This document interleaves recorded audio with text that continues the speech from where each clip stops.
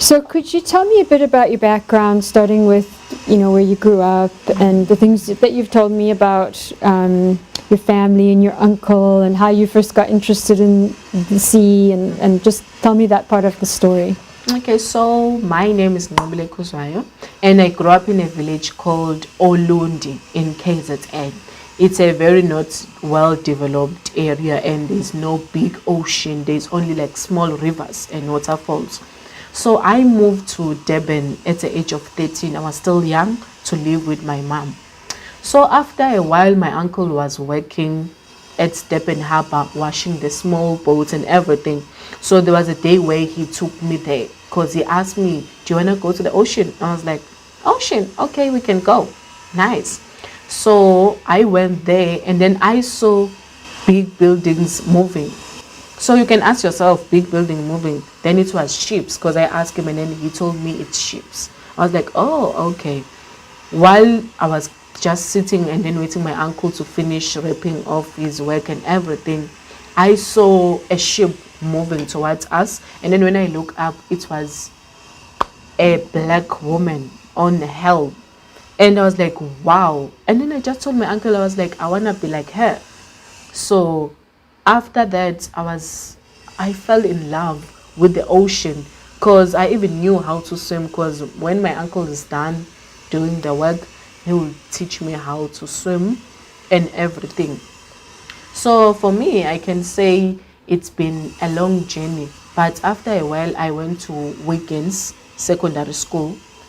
Oh, so when I was at Wiggins Secondary School, I was doing like the normal subjects, life orientation, maths, when I was in grade 9. And then my life orientation teacher, he showed me the picture of the girls smiling on a sailing boat. And for me, something came out was just like, why are they smiling? That was my question. Why are they smiling? And then he told me, no, it's because of sailing. To me, sailing, I thought that maybe sailing something. I never knew what it's sailing. Not until he told me, I'm going to take you to Durban Harbour so that you'll see what is sailing.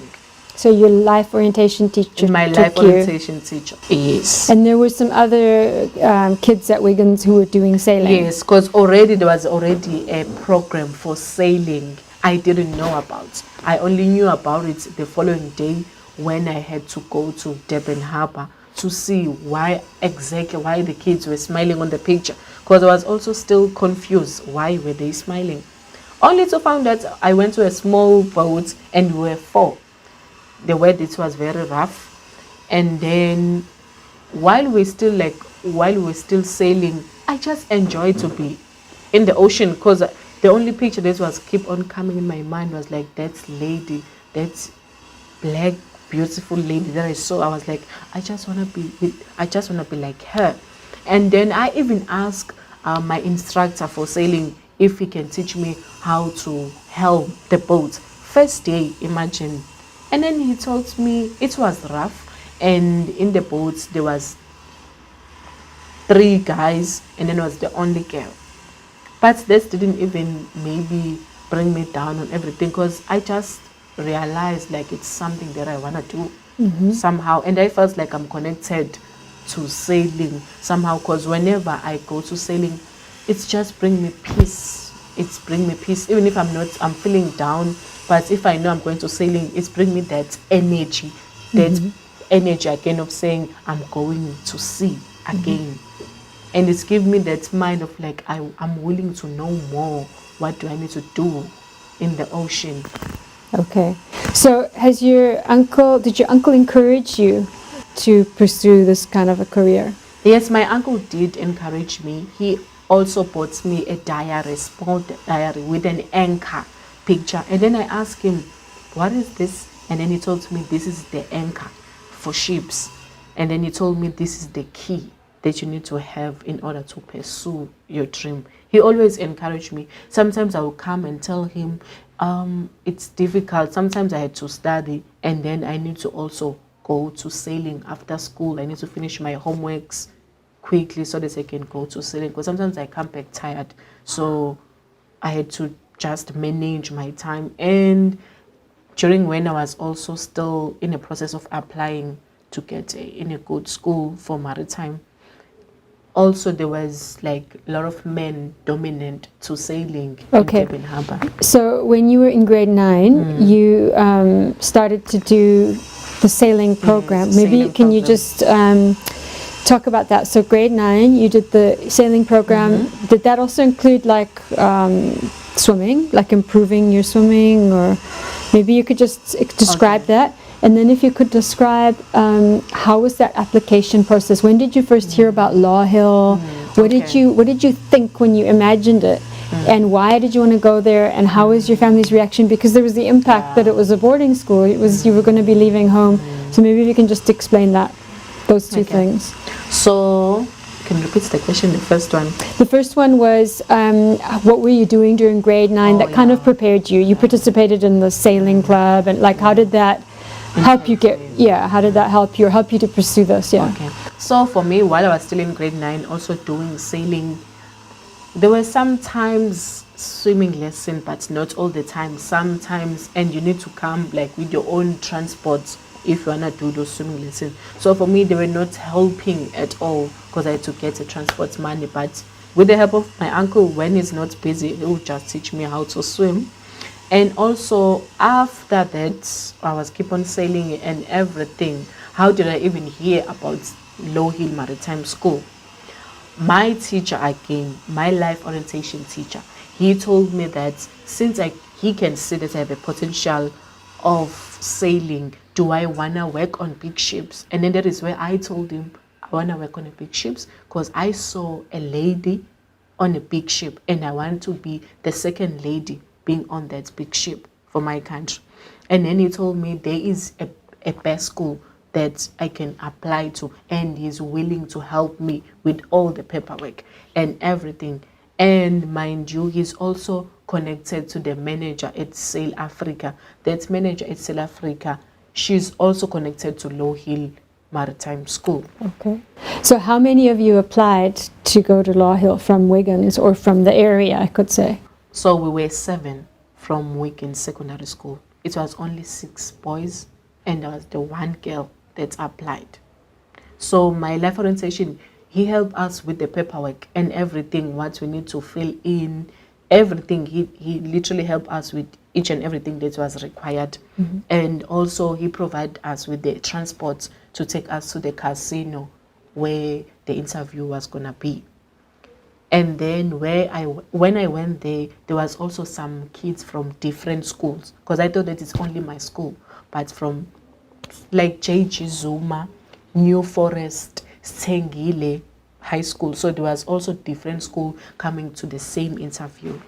And can you just talk about girls and boys? What did you notice in terms of who was applying? Okay, so for me, what I can say, like I said before, there were more boys during that stage when we had to go and interview. There were more boys than us girls, and some of the boys, they were just making those kind comments, like, why are you girls here? Because you can see you already like small in numbers, and you guys know already in the maritime world, men's are dominant than women's. So they were kind of making those comments, which some of the girls, for them, they felt like someone is trying to pull them down. And some of the girls were nervous. Most of them were nervous when it's their time to go for an interview, because the guys, it's like they were already making those kind of comments. But for me, I just kept on saying in my mind, it's like the picture of that woman was just keep on coming up, just keep on coming. Even though I could hear those comments, yes, they were painful, and they were sometimes trying to destroy you, or somehow you're trying to affect your spirit and everything. But for me, I kept on telling myself, no, I just wanna do it. It was quite difficult. And what did they tell you in the interview? Did you get feedback or after the interview about what they were looking for and why they selected you in terms of your academics, also your attitude, your spirit? Okay, so when I went to the interview, they only asked me one question, because it was the principal of Lawhill Maritime Center. She asked me, tell me about yourself. This was the only one question she asked me. tell me, how did you grow up? That's what she told me. And then she was like, I don't want to tell me that you went to KZN and just start from the scratch. If you grew up from the village, tell me. I also grew up in the village. That's what she said. She also grew up not in a good home condition and everything. So after the interview, I waited maybe a week or 2 weeks. And then I got a message from Lawhill saying that, congratulations, we have accepted you due to your marks and also your attitude towards the interview. And then they told me now I need to do my eye test and medicals and everything. But I was still confused, like, what did I do good? So I went to ask my teacher again, because he's also connected to J.K. Bernard, who's the owner of South Africa and also the principal. So he told me that they called him and tell him that they really like the spirit that I had, because I talked to her, I even cried, because it's like I became emotional out of the blue. And then so they told my teacher that no, they already see, she told me that she saw the light already in my eyes. So you know when you see that spark, so she told me already she can see the light. So they wanted to just keep on bringing that light to me so that I can start shining. That's great.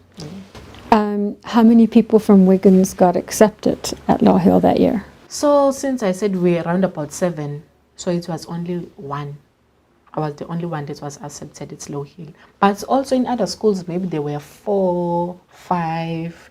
But for me, I think the reason why they were not even selected, some of them, the way they were dressing the uniform, the way they dress, it's like you're not in school. It's like you're just going out or you're going to your friends. Some of them, the attitudes that they had already towards us, it was not going to take them to nowhere.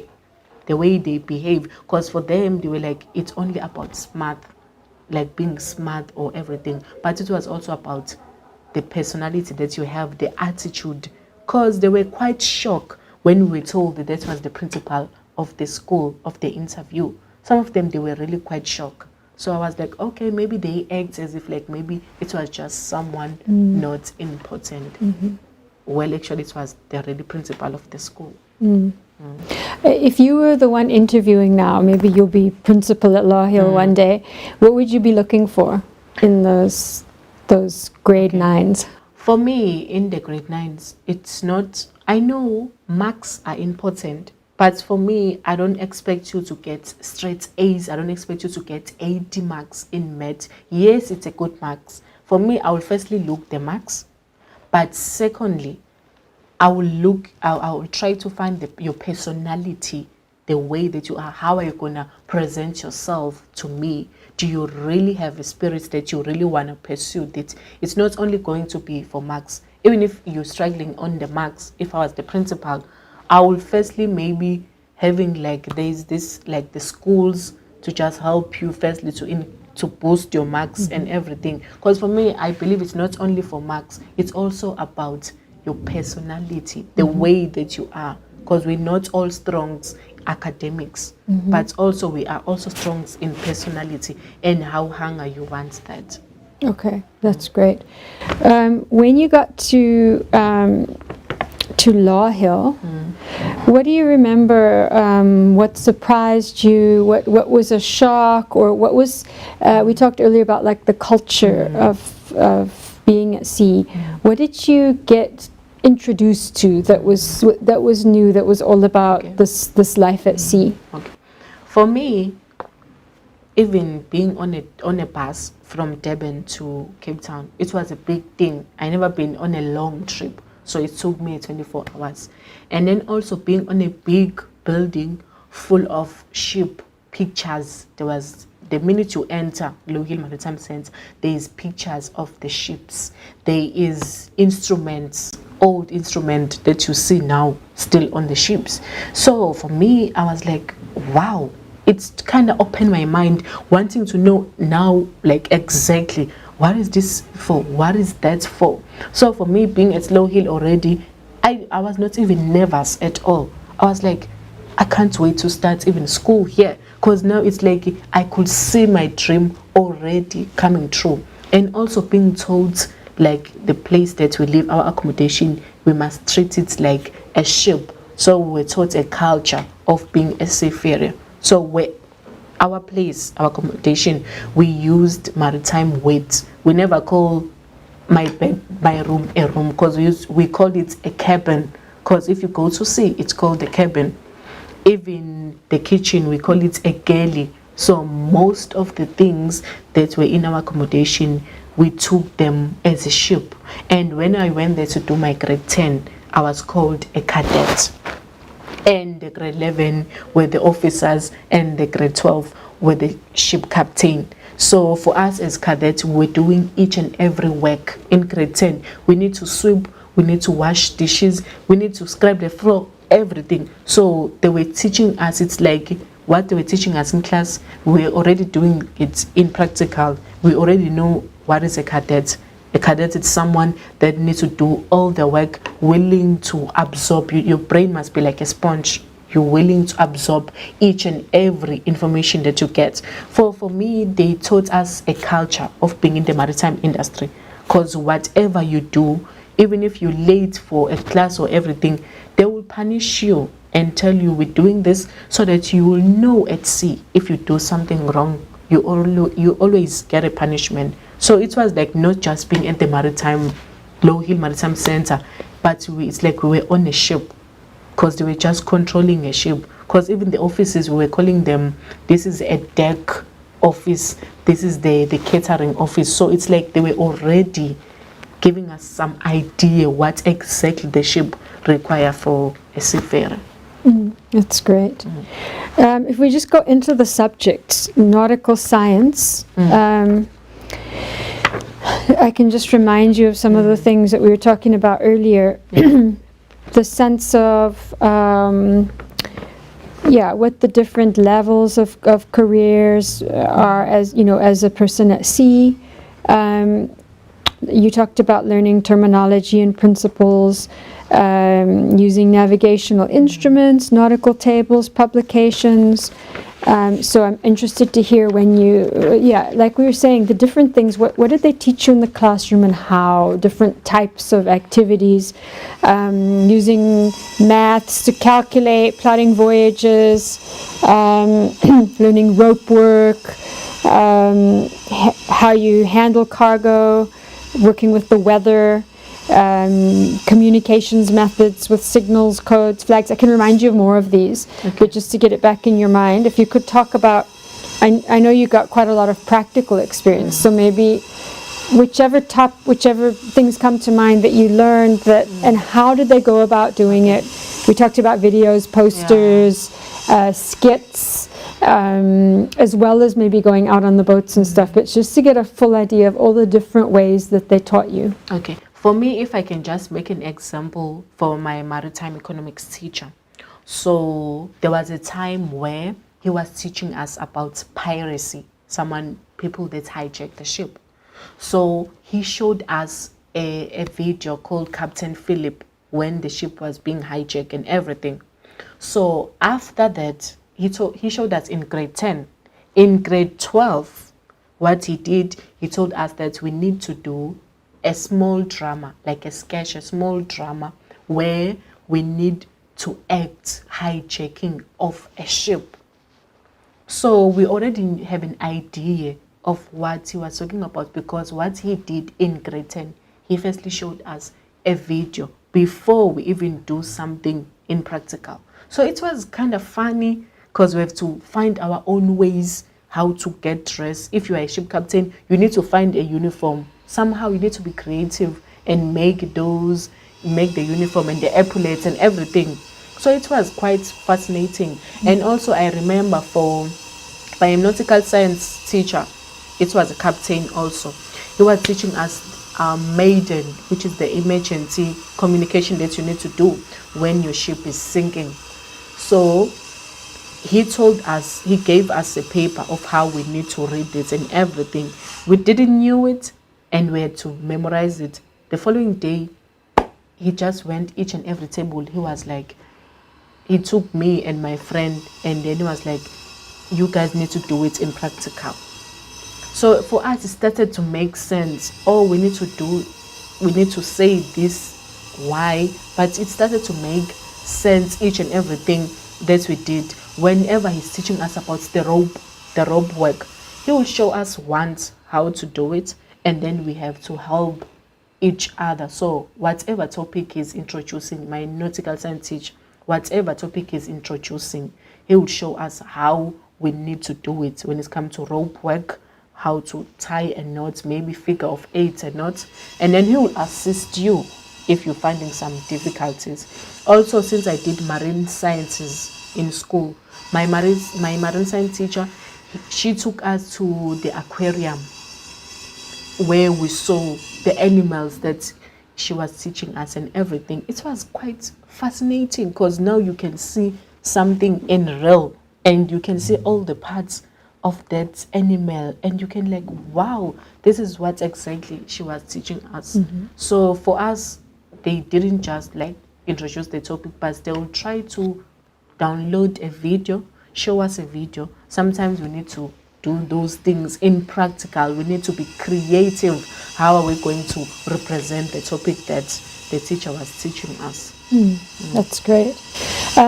What were the classrooms like at Lawhill? If you think about what was in the classroom, maybe you can think about, did you have like one nautical science classroom and one maritime economics, or which things did they have there on the walls, around simulations, simulators, and what would like, how did the lesson, when you were just when you were in the classroom, how did the lesson feel compared to like a maths or an English lesson or something? What was different about it? Maybe you can think about nautical science and then maritime economics as well. Okay, so for me, if I can start with nautical science, we have different classes. There's a class for nautical science. You can see if it's a nautical science because it's indicated there before you even enter the class, but there's instruments. We have parallel rulers, we have charts there. We have also a sextant.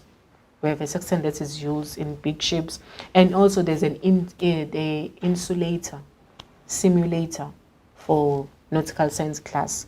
And in the wall, there's charts for the ropes, big ships, there's a container ships, there's bulk carriers, so you can see already it's a nautical science class. And also when it comes to maritime, there's also big ships there, but there's also a board, a wide board. There's a whiteboard there. And also same as to marine science. Marine science is full of charts with the sharks, the fish, and also everything about the ocean. So for me, how I enjoyed more maritime economics than even math. Because when I'm in math, it's like I need to focus more. I need to look at the teacher and see how she's teaching us. But when I'm in maritime economics, my maritime economics teacher, he will make some jokes, but the way he teach, he will make the subject fun. How fun? Maybe he will tell us, today we're doing fire drills. He will teach us fire drills and then be like, stand up. You also stand up. Let's make this seem practical. Let's make this be practical so that everyone can understand what I was saying right now.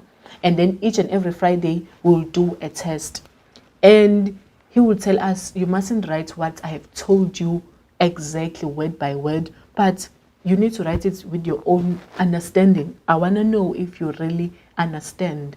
And if he's teaching us something, he doesn't want you to think just here. He will say you need to think out of the box. Use your little peanuts to think. That's what he always say.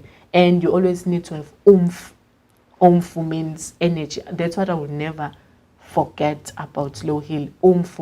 Each and every class, each and every teacher, they will tell us a story also. That was amazing.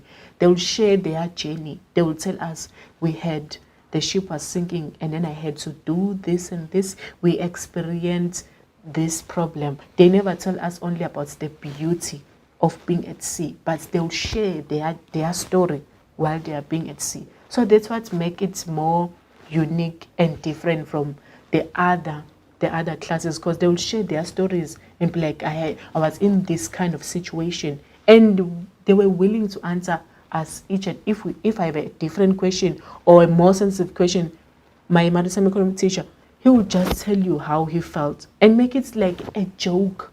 He literally tried by all means to make us strong and make us be confident of whatever we think of about. It wasn't only about maybe knowing maritime word by word every note, but it was about your mind, how you think about it. Because sometimes it would be like, we're doing a class test, tell me if I'm on a journey, because we also do some calculation maritime. If I'm on a journey, I'm taking these days, what am I going to do? Tell me, why do I need to do this? So he will just, on a spot test, ask you a question. Sometimes we'll even do a spelling bee, like write maneuver, write what is a ship, like write some spelling bee, nautical terms, to see who's struggling in writing those words and who's not struggling. So that's what makes it quite fun. Okay, and you were talking earlier about asking questions and sort of like saying, I am going to get the learning that I want, not sort of waiting for the teacher to come to you. Could you just talk about that again in terms of like the attitude towards learning and the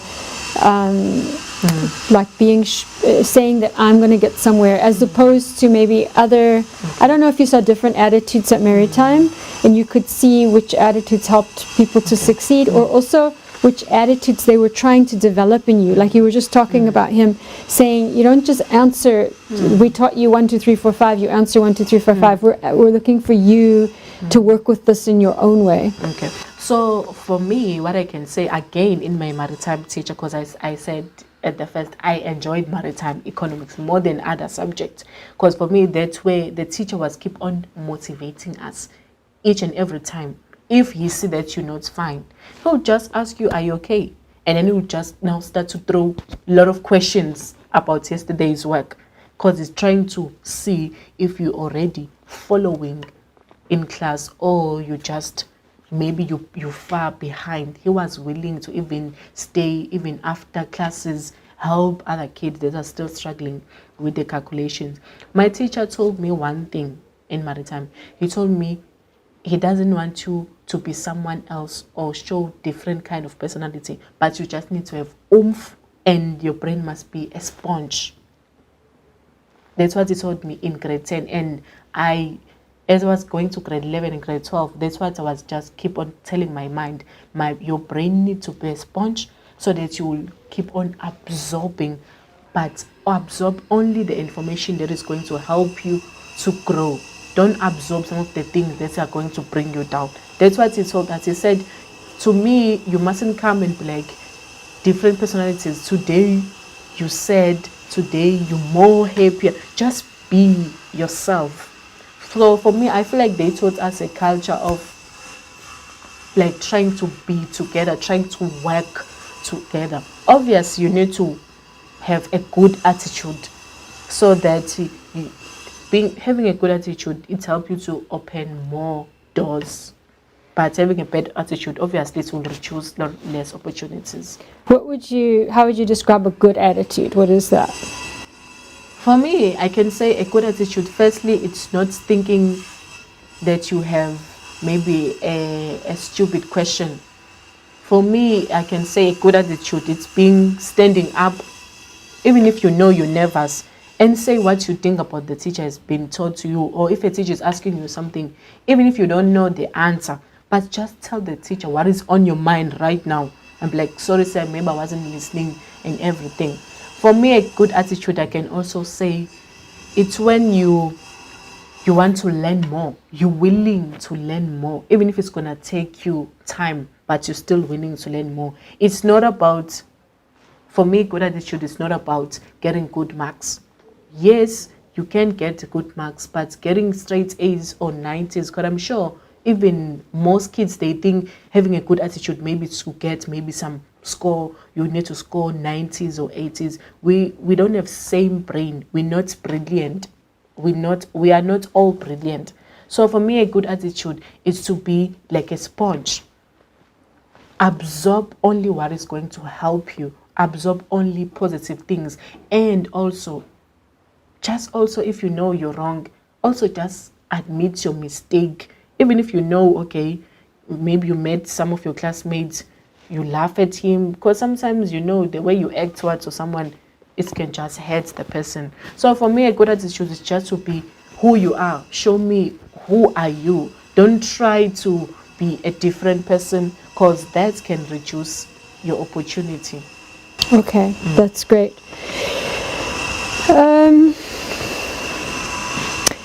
Anything else just about the way that teaching was done in terms of maybe if we think about theoretical stuff, practical stuff. We've talked a little bit about the attitudes and stuff. So again, just in the classroom, I don't know if there's any specific topics.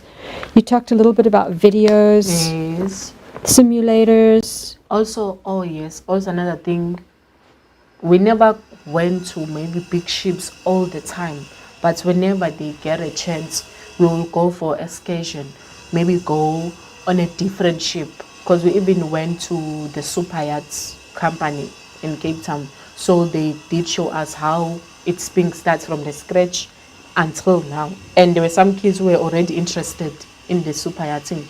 So if sometimes we will go to go and see the big ships, maybe once or twice a month, but most of the time they will always show us videos before they even introduce the topics, or even bring someone who has been in the maritime industry, maybe a tug master, a ship captain, to come in person and talk to us, share their journey. But it's not, they didn't do that thing every day. Sometimes it's gonna be a video, do a Zoom call, which also was useful. For me, I can say it was useful, because sometimes I'm kind of nervous to ask a question to a very professional person in person. Sometimes I can just be like, okay, I can talk over the mic, so it's not like a more in person.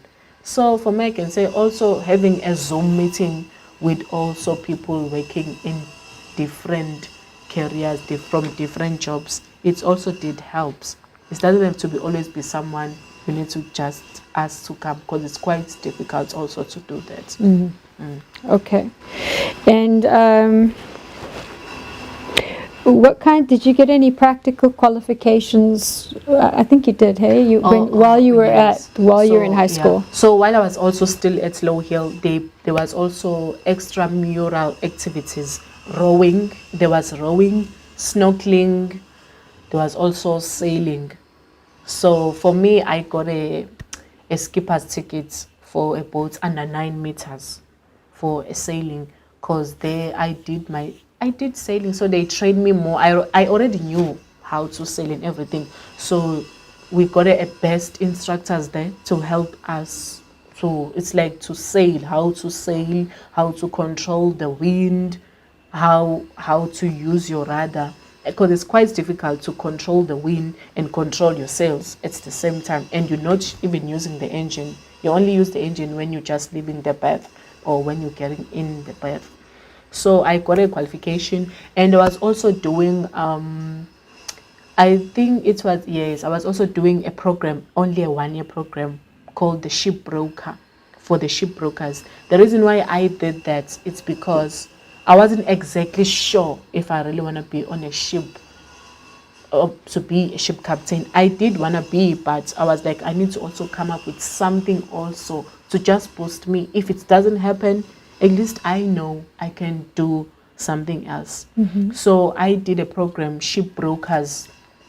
So it was a 1-year, it was an online course about shipbrokers. What do they do when they arrive in port? It was interesting, but for me, I didn't like it. I was like, okay, it's interesting, but it's just not for me. I also applied in grade 12 for the learnership in MSC, the passenger company. And then I was also selected. We were about 4 at Lawhill. We went there to write a test, and then my results were in, and they selected me. I was also selected, so I had to go. But I decided to not go because I wanted to go to SAMTRA. So for me, I was like, also, it's a good thing to not only know one thing that you want to do, but try to also learn about other new things that are available for you. Use that opportunity, because it's only lasts for 3 years. I was at Lawhill for 3 years. So I had to use my time very wisely, try to find out what is this job about, try to be engaged in different jobs, because maybe you wouldn't know, maybe you would know exactly, okay, this was what I was really looking for. You may think you want to be a doctor, but you'll end up being a ship captain. Yeah. That's great. So when you came to the choice, the decisions about what to do next, why did you choose SAMTRA at that point? Okay, so for me, actually, I had 2 options, and they were quite difficult to choose. So when I was in grade 12, the person that helped me to get the opportunity to go to Senegal, so was my bursary, was my bursary fund for the Marine Inspiration bursary. So the person gave me an opportunity to also fly me to Palma, to Spain, and start working in super yachts. Because I also find fascinating to work on super yachts. So like I said, each and every job that I was trying to be engaged on, it was quite fascinating, but I kept on being like, no, but I still want to be a ship captain. So it was quite a big decision for me to take, because also my other bursary, I had 2 bursaries, if I can put them in that way, 2 bursaries. I had a sponsor and the bursary fund. So my bursary fund were willing to pay me to go to SAMTRA. So I had to pick one. It was quite difficult, because I was interested in ship captain, but also I find super yachts quite fascinating, because there's also now yachts that you can use for racing. And I also like to race, so being on a racing boat. So it was quite difficult, but I told myself, I was like, okay, I can still do super yachts after I did my after I become a captain, but I can't be a captain if I start with the super yachts. Why I'm saying that, because I know I did my research already, even though it's not that big, but I found out if you are a woman working in the super yacht, it's quite difficult to work up your way up, to go up. Why? Because you don't have enough qualification. So I was just gonna go without having any qualification, but going to SAMTRA, I'm gonna get a certificate of competence, even though it's not a strong certificate for me, but it's already gonna open many doors for me. I can take the Louton to be a ship captain, even though I don't work all my way up, but as soon as I get a good qualification, I can also just go to super yachting. Can you just explain what that path is now for you to become a ship captain? Okay, so for me, since I'm at SAMTRA, I still need a company to take me so that I can do my cadetship. Could you just start with the officer of the watch? Yes. So having finished your high school, then if you can just explain, it's officer of the watch, then you have some practical courses. That gives you a certificate of competence, is that right? If you can just explain that. Okay, so since I'm at SAMTRA doing my office of the watch course, it's gonna finish around August, at the end of August, and then I have to do some short courses. After that, I need to do some short courses. After, then I'll get a certificate of competence, but it's not going to be like 100% certificate of competence. I still need to do my training at sea, a training for a year. So if I get a company to take me, and then I, being on their ship, do a year, the training. So after that, I need to come to do my oral exam. It's SAMS. I need to do my oral exam. If it's happened, I pass my oral exam. What I need to do now, I will have to do my S3 and S4. I have done S1. Now I'm gonna do S2. So I'll have to do my S3 and S4. So let's say I'm done my year. I'm done with my cadetship. Now I'm going to do my oral exam. I pass them. I'm going to be a qualified 3rd officer. So if I pass my oral exam, I'm going to be a qualified 3rd officer. But I can't be the 2nd officer or the chief officer or the captain if I don't do my S3 and S4. So I'll have to do again my S3 and S4, and then go to sea again. It's the same process. Go to sea again, work again, come back to do your oral exams, and then you pass them, and then second officer, and then the more I'm at sea, the more I'm having a sea time, is the more I'm gonna be able to go up. So how long of a journey, if everything goes well, how many years does it take to become a sea captain? So it's actually depend on the ship that you got. Because sometimes you get a ship that you need to do your cadetship only for 5 months, and then you need to be at home another 5 months. But it's approximately between 10 years. After 10 years. Wow. After 10 years, you are a captain already. So you'll work at sea, you'll come back and do some more theoretical, you'll work at sea, and as your career goes, you're moving up. Yeah, but okay. Because I've already communicated with someone that is already at sea, someone that is already a dead officer. So I'm already asking them the information. So they're telling me the most challenging thing is to get a company to take you to do your cadetship. Because once you're done with your cadetship, it's going to be not that difficult to go all your way up. Sometimes it can take you 8 years to become a ship captain. Okay. It's literally depend on when are you going to finish your cadetship. So finding that company is the key thing. Is the now. key thing. Yeah. Now, what about being a woman in this context as you're trying to get your cadetship and go on? What have you heard? What are the challenges? Yeah. So for me, I've heard some of the terrible things that are us as women, and we also know us as women, we're so fragile. And I've also heard the way some women assault, and it's kind of scary for me sometimes, because I know we are women, and I know sometimes I'm very sensitive to other things. So, but for me, I feel like I just need to accept that I'm a woman, and I'm also going to face some different challenges. But those challenges are not there to destroy me, but instead they are just here to build me up. Because in life, it's never been good, it's never been perfect. There are hills. But also what is amazing for me, I'm also talking to a very, very wonderful woman, because now she's a chairperson of a company in Cape Town. I forgot the name of the company, but it's called Nomkid. She's called Nqobile. She was at Lawhill 20 years ago. So I stayed connected to her. She lives in Durban. So sometimes whenever I'm feeling not okay, she will tell me, you need to be strong, because at sea we need to expect more challenges than the ones that you think maybe you have. Beside her, there's also another lady that is also special called Nomkosi. She's also working at the on the Agalas ship.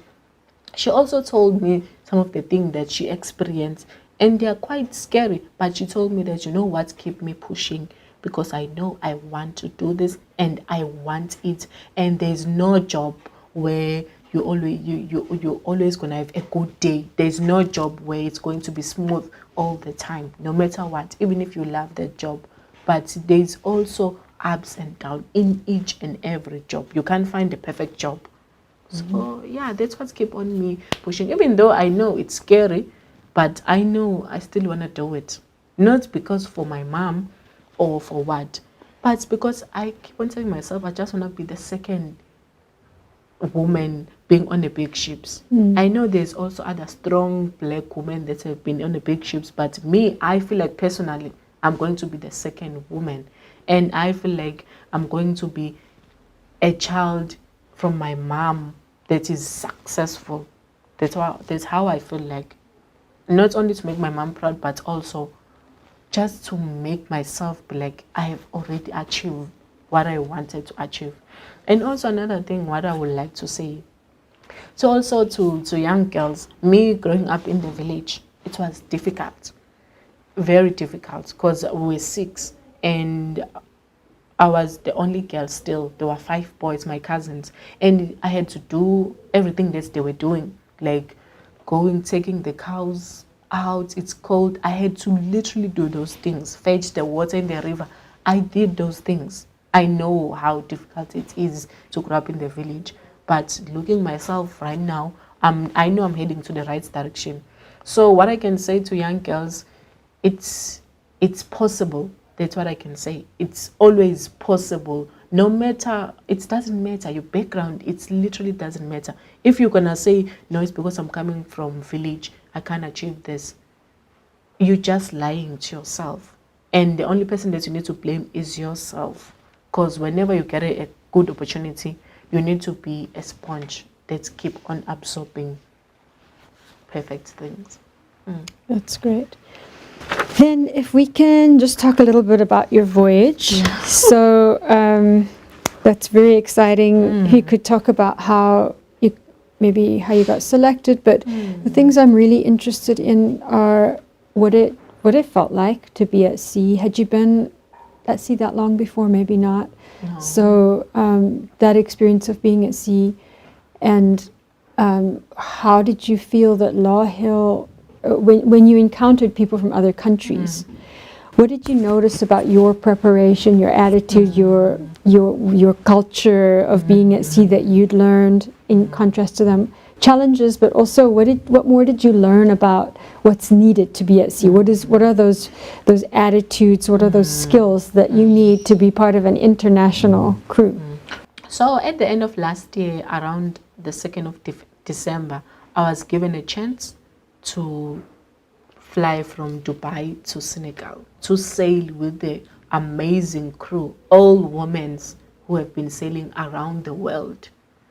So for me, I was scared. I just don't want to be, I want to be honest, I was scared a lot because I didn't know what to expect. I never been in Dubai before. And mind you, I was being on an aeroplane. I'm like, okay, I'm used to small aeroplane when I'm going back home, but this is a big one. So it was kind of scary for me, I don't want to lie. And then I even became emotional when the day arrived because it was the 2nd of December and I was writing my final exam on that day, Maritime Economics. So when I took my journey to going there, I met incredible women there coming from different countries such as UK, America. There were some also Italians. So for me, what impressed me before we even began the journey from Senegal, they were trying to say my name, all of them. As soon as I came, the warm welcome they gave me. To me, I was like, okay, I'm going to meet women from different countries. I don't know how their attitude is going to be towards me. Maybe our personalities are not going to mesh. First thing, all of them, they tried to pronounce my name. And I was like, wow, this is already my second family. Even though they were not saying it correctly, but for me, even the fact that they even wanted to learn how to say it, firstly, it showed me, wow, we unique, we all the same. That's what made me to feel like. And then during that journey, what I have learned at Lawhill, the energy that they told us that we need to have, it's really play a role to me when I was at sea. The willingness, the brain that my maritime economic teacher told me to have a sponge. Because whenever they're telling me, Nqobile, you need to pull that rope, each and every rope have its own meaning. I was like, can you please tell me which color of the rope? Because I don't know the name of this rope. They were willing to teach me each and every part of the ship. So me being humble and asking for help, me telling them, I don't know how to do that. I never heard that word. So me being asking them, how do you even do it? Not wanting to jump and do something that I don't even know. So it's really helped me. And also listen, because my teacher, also my maritime teacher, told me you need to listen all the time before you do something. Because you may think you listen what you need to do and then end up maybe even causing the ship to sink. So me listening them also, it did help me. Because sometimes they would say, okay, now we're going to take, and then I'll be like, can I help you guys with something? Like, okay, you need to be in this position. We're going to take, the reason why, because the weather is like this. So sometimes listening them, it's really helped me. Because even the skipper will ask me, why did we take Nqobile? So I need to tell the skipper, we take because the weather, we're approaching bad weather. So we need to firstly tag before we even approach it more directly, because it can even damage the boats that we're having. So me, I can say each and everything that they taught us at Lawhill, I felt like now it's the thing that I was supposed to just apply. So one of also my biggest challenge that I had was to wake up at 2 o'clock, because being on that maiden factor, their boat, it's round about 17 meters. So being on that boat, we have different watches. You need to be on a watch for 4 hours, and we were working in pairs 2 to 2. So one of the challenges was to wake up at 2 o'clock, because I enjoy to sleep. But yeah, I started to get used to that. But I never had that big challenging maybe of communicating, because they know me. Sometimes even during my spare time when I'm off to watch, I'll maybe ask them, can you please show me why did you draw that, why did you take that bearing on a chart, why did you calculate this? I even asked the skipper, how does the sextant work? And then she even taught me, gave me some few tips. But this was difficult because you need to be more experienced. But also one of the funny moments that I will never forget, it was when I was on a helm. The storm, it was very bad. The weather was very bad. The waves were hitting us on the bow and also on the stern. So the boat was just going up and down again. So, but I was on a helm. I was just screaming and laughing at the same time, because my skipper was next to me, willing to help me if I'm having some difficulties. But only to find out I was able to maneuver and helm the boat. And I was like, wow. And then there was a time where we need to change some jib sheets of a boat. The wave just washed over to us, and then I was like, I thought that I was gonna die. And then at the same time I was like, wow, I'll never forget that moment. So for me, I never have that maybe language difficulty to communicate, because we were communicating English, and they even taught me some few language to speak, some French, some only the basics, and they taught me their dance, their traditional dance, and it was amazing. And I even enjoy spending Christmas there, because they even arranged some stockings full of chocolates. They hide it, so we need to go and look for it. It was quite fun. And then they even they even saw something for us to wear, even the hats for Christmas. So for me, I was like, wow, I do miss home, but this is also my second home. So you were at sea on Christmas? On Christmas and also on New Year. Wow, how many days was it? 27 and a half. Wow. Wow. And were the others all of different experience levels? They were some of them more advanced? I was the youngest one. I was the youngest coming from school, because there was also an engineer. What I realized, all these wonderful women, they were experienced in something, because there was an engineer. There was also someone who's like a doctor, like a second doctor if you get injured or something. And there was also someone who's responsible for the sails. So if there's something that is not working on the sails, she just climb up and then fix the sails. And then, so for me, I felt like it's not only about knowing how the boat works, but also just having a good experience.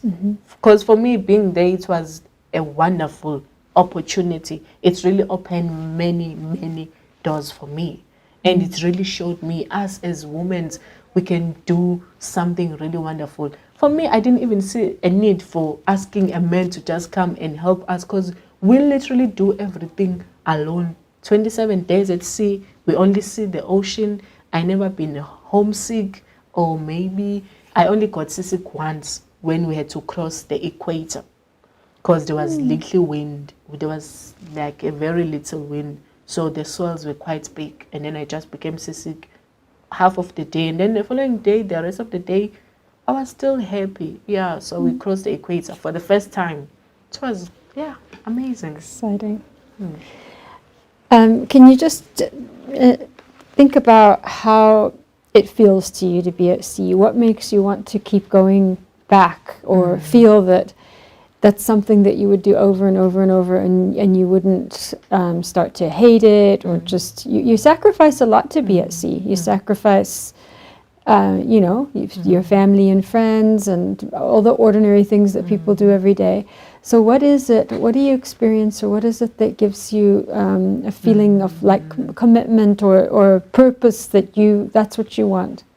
So for me there's also another reason besides seeing that lady and everything, because someone can be like, okay, that's lady, okay, but what else?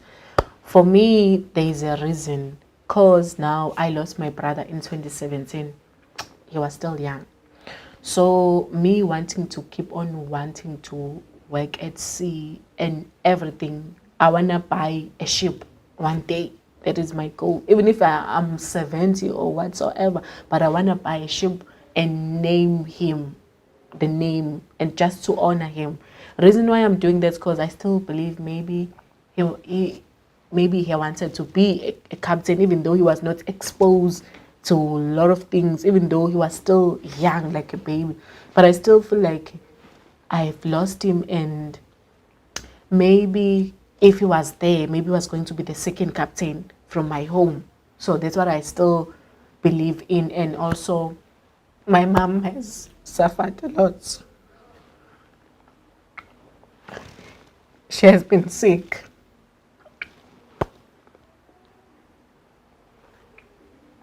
So she's the only person that I have, because I don't know my father where he is, but she is the only person that has been tried by all means and also motivating me to be the person that I am right now. She has been suffered a lot and being sick most of the time, because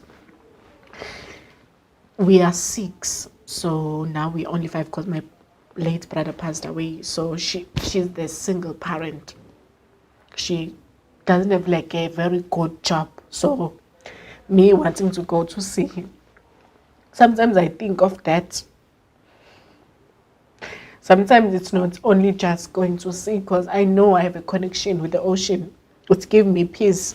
It motivates me somehow to tell me like I still want, my home is still going to improve, and I still believe I'm going to change my home situation. Being at sea, it brings me peace. Not only peace, but it shows me that I'm connected to the ocean, and it reminds me of. So for me, what I can say, knowing already I'm connected to the ocean, because it's always bring me peace. It helped me to forget about everything that has happened in my life, because I never grew up easy like any other kids going to best schools. I had to work each and everything. I had to work hard. I had to push myself before I can even achieve something. I'm here, I'm where I am. Even at SAMTRA, I had to work 10 times harder than anyone so that I can be where I am. So for me, I can say being as the ocean, it's not just being at the ocean, or maybe I just wanna work in the ocean, but it's something that I wanna do and I love doing it.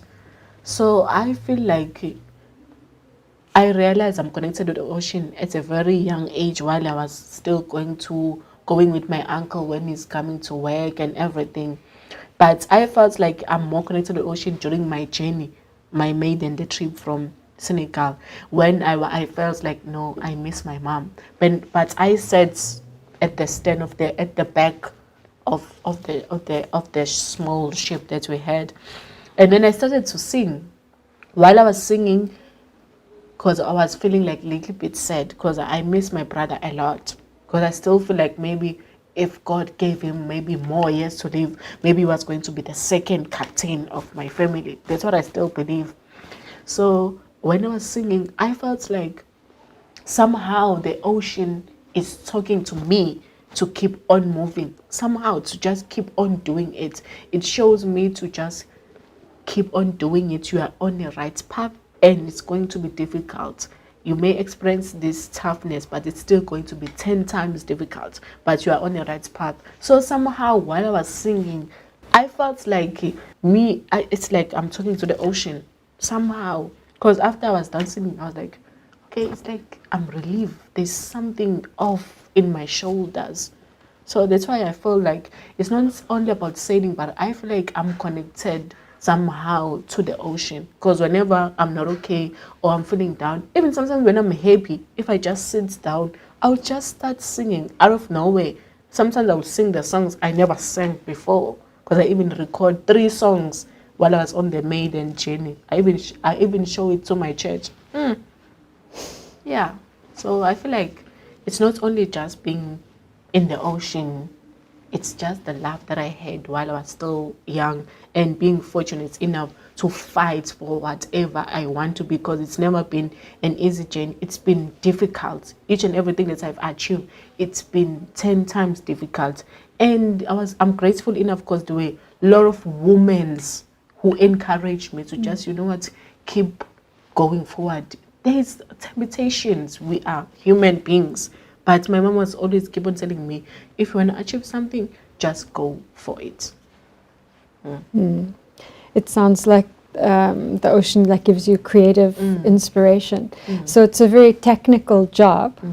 You have to have a lot of specialized technical knowledge, and yet it's so interesting to hear you talk about songs coming out of it. Yeah, and another thing that I keep hearing is the role of relationships in your journey and taking you forward, from your uncle and the people that you've known in Cape Town. Yeah, that's what I can say I was that kid. I'm willing to learn, but I'm scared to share my journey with everyone because I don't know how they're going to react. But now, for me, someone making negative comments about my journey or everything, to me, it's just how it's built me strong.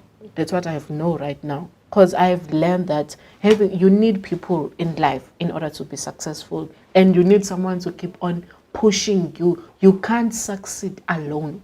You can't succeed only by yourself. You need people to keep on pushing you all the way up. So here I am today because of also other strong, powerful people that I've come across, women and also men, but mostly it's women that have been encouraging me to be where I am right now.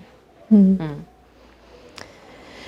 I just ask you then, shifting from Lawhill to SAMTRA, again going back to these kind of attitudes and seamanship, is there anything different or new about your exposure? I know it's now theoretical, right? Training. So are you doing it in physical classrooms, or is it something you do online? Or? No, we in class. Okay. It's still similar to Lawhill. Okay. But being at SAMTRA, for me, I feel like it's relaxing. The reason why I'm saying it's relaxing, because it's Lawhill, we each and every time we know it's 5 o'clock, it's supper, it's this time, it's prep time. But being at SAMTRA, it's like now you're becoming an adult. You need to make your own decision. It's more challenging to be at SAMTRA because you need to come up with your study time, you need to come up with your sleep time, you need to wake up, you need to start classes also. So it's quite challenging. There's no one who's telling you, normally you need to wake up at this time, because it's Lawhill. There's a time when you need to wake up and sleep and go to prep and eat. So being at SAMTRA, there is classes, there's also good lecturers there. Most of them, they are the captains. But still, it's quite challenging because it's like now you need to make really your own decision about your life. Then being at Lawhill, because it's Lawhill, it's like you have mothers, you can go and just cry on right now. But at SAMTRA, you need to be there, you need to be strong. Because even though my classmates are from Namibia, Netherlands, and Angola. So yeah, it's still like different people from different countries. Yeah, but it's perfect. Can I just ask you about the physical work aspect when you were on your voyage? Like, how physically challenging was it? What were the physical things you had to do? Maybe there's other people working on the sails or whatever, but I'm just curious about that. So for me, I didn't have a specific job or specific area that I need to be on. I had to participate in all the things that they are doing. Like, for instance, if maybe we're taking, because when you're taking, there must be some people who pulling up the rope, someone are working on the winches. So I had to also go to each and every position that they telling me first where to go and everything. But sometimes it was quite challenging if you're pulling the rope, because it's not just easy to just pull the rope. You need to also ask for help, which was also doing. But for me, I didn't have like exactly the specific job, but I was just doing each and everything that they say I must do. Okay, could you just describe very briefly what are the most physically challenging or dangerous things that you've seen maybe during that voyage? During the voyage. Yeah. Firstly, but for me, I was happy, but I told myself, I even shout, I was like, we almost died, because it was a scary thing to do and the weather was bad. So it was when we were approaching a storm and the waves were quite big and we just keep on hitting the boat. We had to change a jib sheet. It's a small sheet that is in front of the sailing boat. When we were changing it, the wind was strong, was pushing us all the way. Luckily, we were wearing life jackets and we're clicking ourselves somewhere else, but it was still dangerous because we could just hit ourselves maybe on a still right there and then end up maybe being injured. So it was quite difficult to change the jib because the waves would just keep on hitting us and everything. And another thing, helming during bad storm, it's difficult and it's dangerous, especially if you don't know what you're doing. It's really dangerous. But also having someone who's more experienced next to you, it really helps. Also saying, I'm having difficulty to maintain the course that you're telling me to maintain, then they can help you. Okay. Just going back to schools that are starting these subjects and don't have all the nice resources that Lawhill had. I don't know if there's just anything that you would suggest about how to encourage, what to work towards to enable learners to have a realistic idea, to encourage them to keep going. So for me, I can say the teachers, for instance, the maritime schools that are happening already here. Firstly, like I said before, they need to download some videos. I'm sure if you can just go through to YouTube and search for a video, maybe you're teaching fire drill about fire. If you can download the video and then just do a small presentation before you even introduce the topic, show the learners that small video. At least now you can have an understanding before the teacher even starts to introduce the topic. Or if it's possible, because I believe we have seafarers each and every world. If it's possible, if they can maybe find at least one person that is qualified for a certain type of job that is related to the maritime industry, if they can ask this person to come and do their small presentation or introduce themselves just to share their journey. Or if it's also still possible, if they can maybe go to ports, just show the students the ports around, just to show them, just for them to be familiar, show them the ships. They don't have to be literally being on a ship inside, because I know sometimes the ships are here to dry docking, maintain it, it's always busy, but just to show them, I was teaching you guys about the bow, the front or the back of the ship, so that they can just now, instead of keep on imagining things, but now you can literally see something. So if it's possible, maybe once a month, if it's possible. So if it's not a video, showing them the video, you can ask someone to come. I know it's quite difficult, or just take them to port. They don't have to be in a ship inside, just to show them, this is what I've been teaching you guys. It can really change their mind somehow, because some of the kids, they learn more about seeing things rather than keep on listening to the teacher. Sometimes you just need to show them before you introduce something. Do you have people at SAMTRA who didn't do anything in high school related? Are they coming in? Yes. Where are they coming in? Did they do some higher education stuff and now they're coming to SAMTRA, or they're coming in colds? Just wondering about that pathway. So me, I thought that It's SAMTRA, because at SAMTRA you need to come if you're coming. You need to be at SAMTRA if you wanna do a short course related to the maritime industry. Only to find out my roommate, she's from Johannesburg, and she never been at maritime school. So I was kind of surprised. She didn't know anything about maritime, but she applied to be at SAMTRA, and then they accepted her.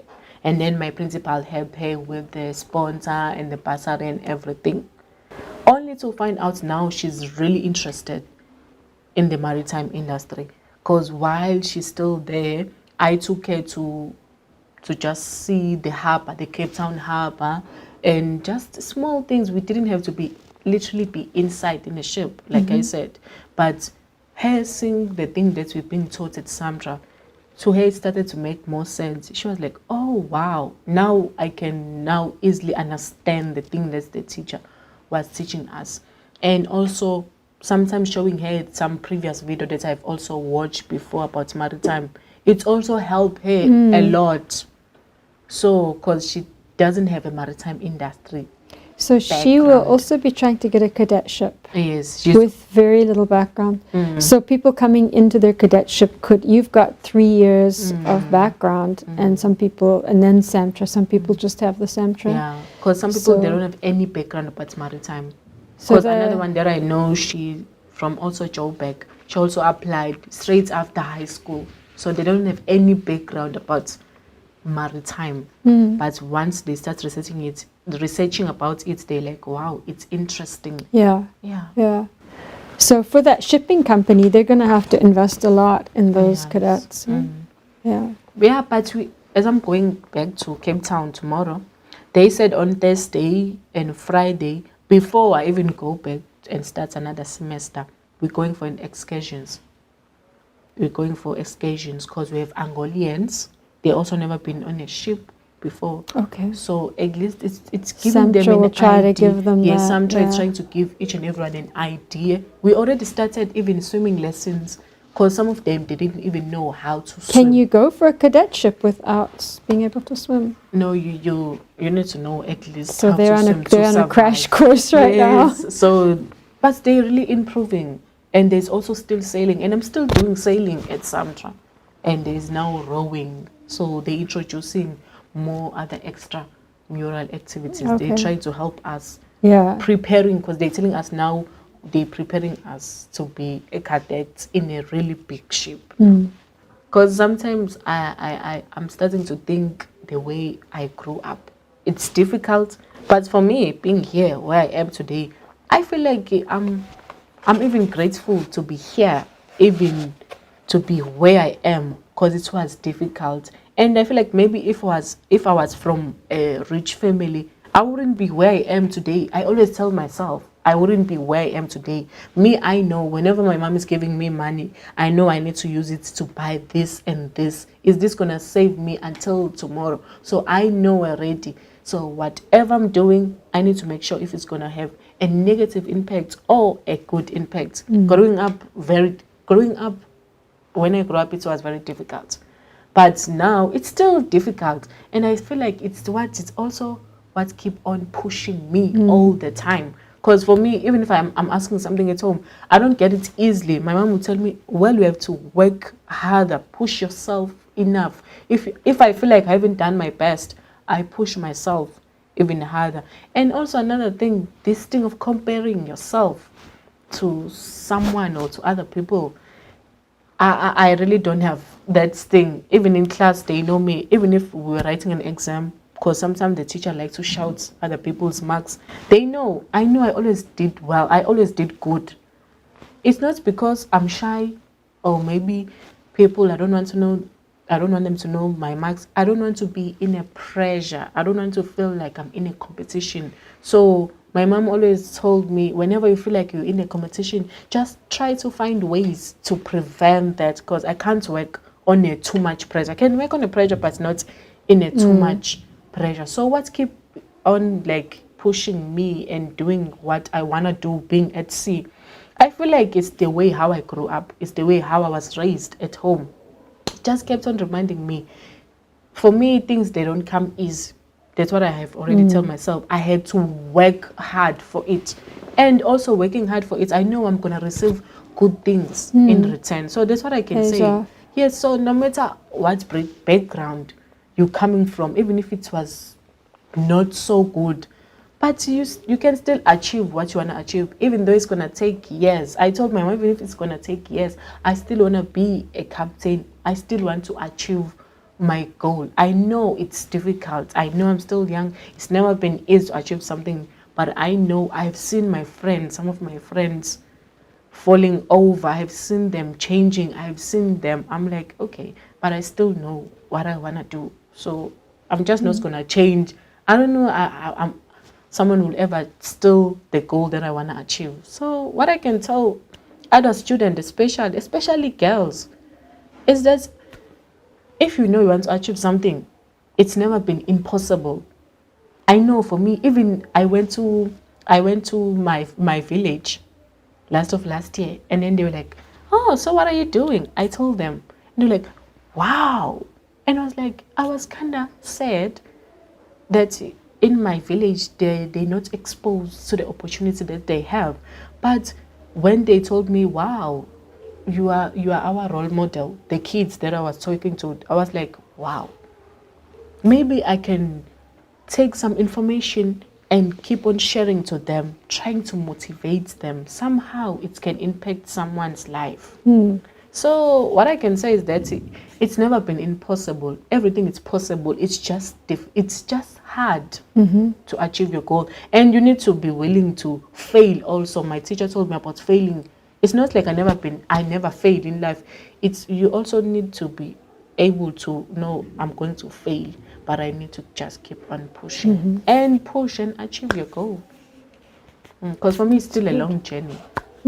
Yeah, but I'm willing. Whatever challenge I'm gonna face, they're gonna bring me down, but I'm just gonna keep on moving, saying that thing that I still need to achieve, and also think about my mom, because she has been working so hard. It's very difficult to be a single parent, and you have 5 kids that you need to provide and everything. Yeah. But today I'm a big, strong woman, just also because of her. So me working so hard, me trying by all means to strive or to achieve my goal, it's not only to make her proud, but also to make myself proud. Thank you very much. Oops. Any Sorry, you're welcome. other of you have burning questions?